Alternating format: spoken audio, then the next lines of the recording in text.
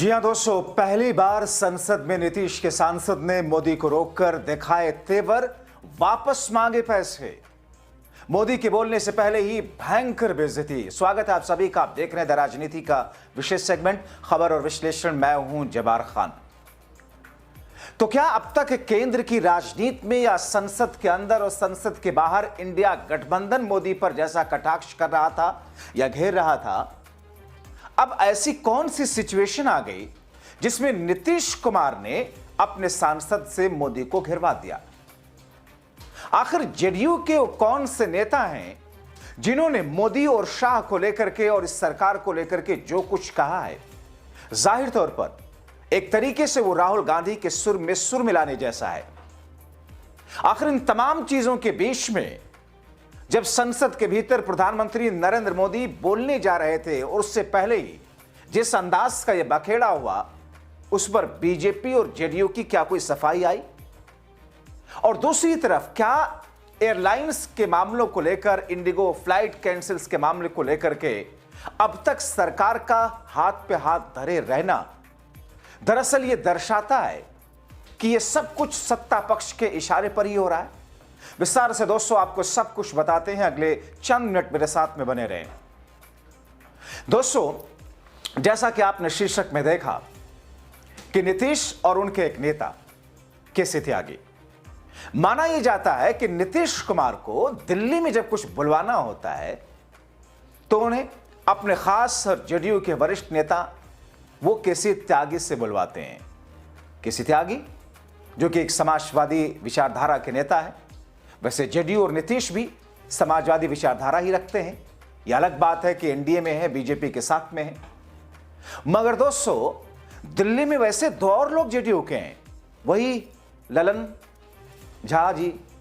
लेकिन केसी त्यागी अगर कुछ बोलते हैं तो उसके मायने होते हैं। उसका मतलब यह होता है कि सीधे सीधे नीतीश कुमार ने इस बात को कहने के लिए कहा है। अब केसी त्यागी ने जो कुछ कहा दोस्तों, नीतीश के खास ने, उसने सबको चौंका दिया। मोदी और शाह को एक तरीके से चेतावनी दे दी। दोस्तों, खबर देखिए, देश के एक मीडिया हाउस एबीपी न्यूज की खबर है, जिन्होंने छापा कि एनडीए के महत्वपूर्ण घटक दल नीतीश कुमार की पार्टी जेडीयू के वरिष्ठ नेता पूर्व सांसद केसी त्यागी ने मौजूदा इंडिगो टिकट के बीच में हवाई यात्रा के लिए मनमाना किराया वसूल रही कंपनियों पर मोदी को सीधे सीधे सख्त मोदी से सवाल पूछ लिया और पैसे वापस मांग लिए। लेकिन इसके आगे जो कुछ कहा दोस्तों केसी त्यागी ने, वो और महत्वपूर्ण है। केसी त्यागी ने कहा कि मेरी बेटी की कल मुंबई में परीक्षा है। मैं एयर इंडिया वालों से पूछना चाहता हूं कि आपने 41,000 रुपए क्यों लिए? आज मेरे पैसे लौटाएं, नहीं तो मैं भूख हड़ताल पर बैठूंगा। हम कोई चोर लुटेरे नहीं हैं।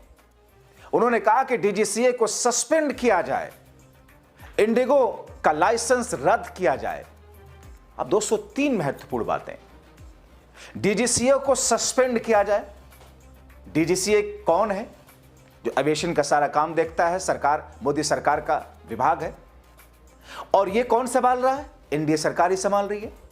नीतीश कुमार के पूर्व सांसद केसी त्यागी कौन है? सरकार में शामिल है। सरकार में शामिल होकर के दिल्ली से लेकर के बिहार तक और डीजीसीए को सस्पेंड करने की बात कर रहे हैं, लाइसेंस इंडिगो की रद्द करने की बात कर रहे हैं, जबकि इंडिगो बेहद ही खासम खास मोदी शाह का है, ठीक ऐसे ही जैसे कि अडानी है। यानी कि एविएशन सेक्टर का अडानी इंडिगो है दरअसल।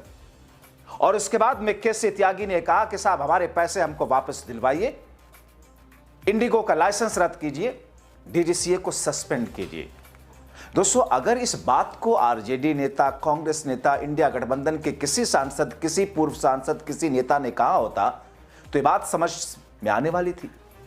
मगर नीतीश कुमार के खास सांसद, वो भी जिनके बारे में ये है कि जब नीतीश को खुद अपने शब्द दिल्ली में कहलवाने होते हैं तो ललन साहब, झा साहब से नहीं, वो केसी त्यागी साहब से कहलवाते हैं।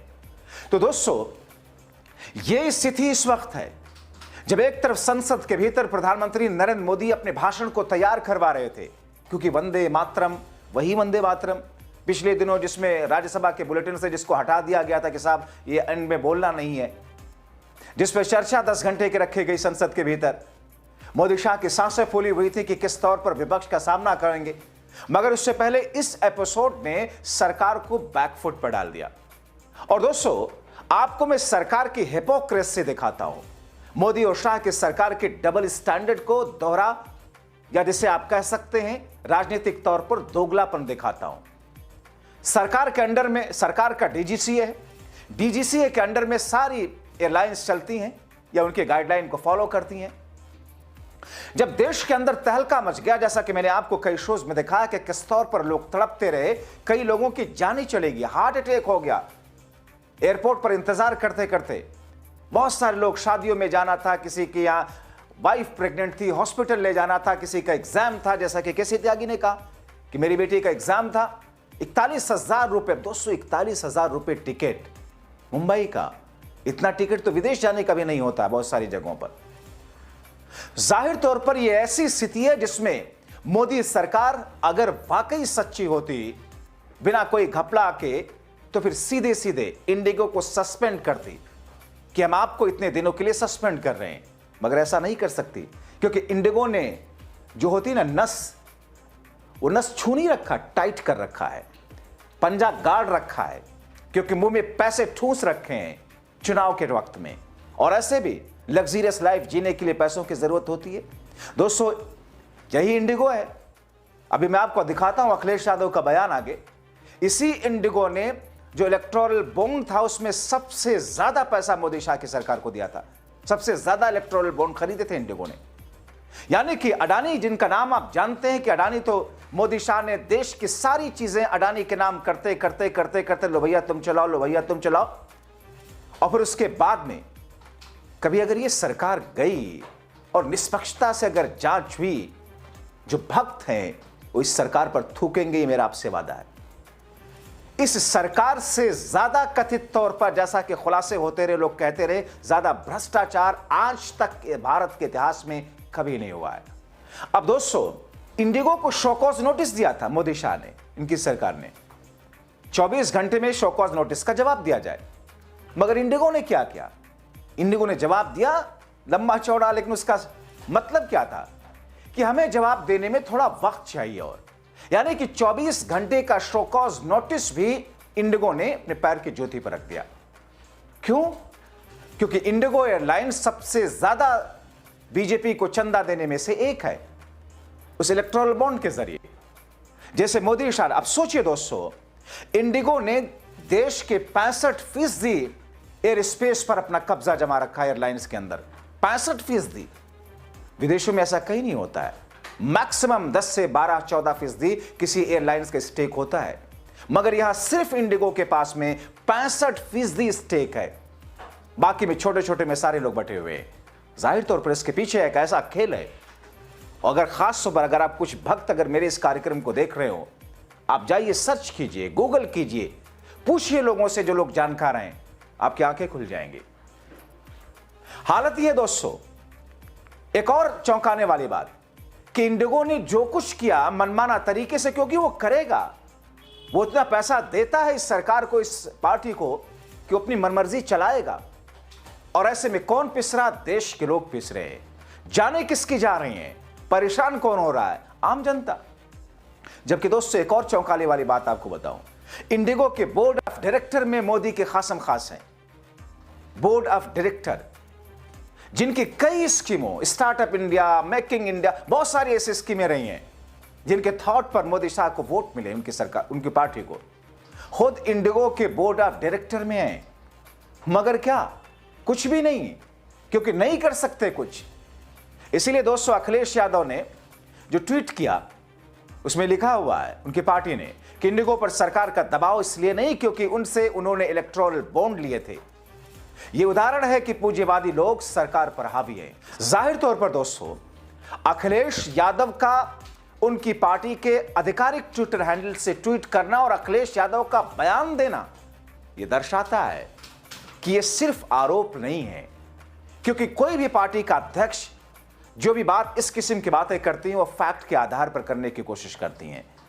तो फिर इंडिगो को क्या इसलिए मोदी और शाह की सरकार चाहकर भी, जानकर भी, या चाहने के बावजूद भी कुछ नहीं कर सकते?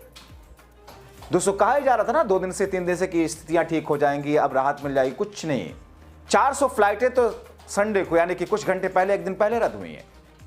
अब ऐसी स्थिति में दोस्तों एक तरफ जहां संसद के भीतर जो कि वंदे मातरम जैसे मुद्दों के साथ साथ में चुनाव सुधार के मुद्दों पर जो बातचीत, जो विचार विमर्श या यूं कहे कि जो बहस मुबाहसा संसद के भीतर होना था, उससे पहले नीतीश कुमार की पार्टी के एक पूर्व सांसद ने, जो कि नीतीश कुमार के ही शब्द दिल्ली में बोलते हैं तो बोलते हैं टीवी चैनलों पर, उन्होंने सीधे सीधे कहा सरकार से कि हमारे पैसे वापस दिलवाइए पैसे, इंडिगो को इसका लाइसेंस रद्द कीजिए, डीजीसीए को सस्पेंड कीजिए।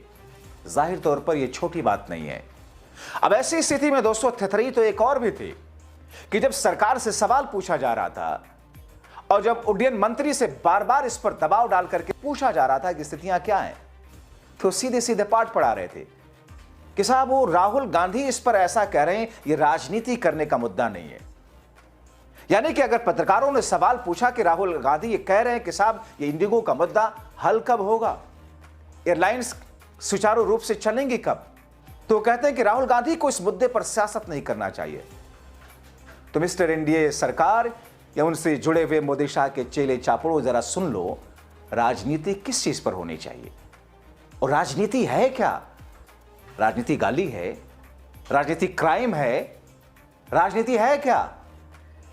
अगर राजनीति नहीं करनी चाहिए तो तुम सत्ता में बैठे क्यों हो? भी तो राजनीति है। यानी कि जहां जो चीजें सूट ना करें उस पर कहें कि ये तो राजनीति हो रही है। यही राजनीति है, विपक्ष का दायित्व है ये। जनता का प्रवक्ता होता है विपक्ष, और जनता का प्रवक्ता विपक्ष और मीडिया होता है। मगर मेन स्ट्रीम मीडिया जो अपने आप को देख भी नहीं पाता होगा, इतना ज्यादा शर्मिंदा होता होगा, अगर शर्म बची होगी तो। जनता परेशान, जनता का प्रवक्ता विपक्ष होता है, आधिकारिक तौर पर बात कर रहा हूं, और विपक्ष अगर सवाल पूछे, दबाव डाले। दोस्तों लोकतांत्रिक प्रक्रिया के अंदर सत्ता पक्ष और विपक्ष के कॉम्बिनेशन से देश बेहतरी के साथ आगे बढ़ाया जाता है। मगर यहां क्या कहा जा रहा है? राजनीति ना करें। लेकिन दूसरी तरफ दोस्तों, दरअसल पहली बार नीतीश कुमार ने अपने एक नेता से ऐसा कहलवा करके यह साबित करने की कोशिश की है कि रीढ़ की हड्डी उनकी बची है कहीं ना कहीं। और जो पोस्टर लगते थे टाइगर अभी जिंदा है, मैं चुनावी राजनीति से इतर इस बात को कह सकता हूं कि नीतीश में शायद कुछ चीजें अभी जिंदा हैं। अपनी राय जरूर लिखें।